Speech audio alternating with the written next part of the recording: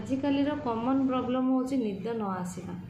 निद न आसीबा जोगु अनेक रोग आम देहरे प्रवेश करता है। किंतु आज आपको मु अति सहज एवं सरल उपायटी कहबी जहाँद्वारा कि आपन को जना पड़ोनी आपन को केतला निद आसी जाइए। आपणकर जहाँ भी फेवरेट क्रीम हो ना लोशन हो ताको आपण हाथ में नेबे एमती उभय हाथ में लगेदेवे एवं ताहा लगे सारापर मैंने खटरे शोला पूर्वर कि शोईकी आपड़ जिते भी आपन को जहाँ भी कंफर्टेबल लगे ताहा करेंगे।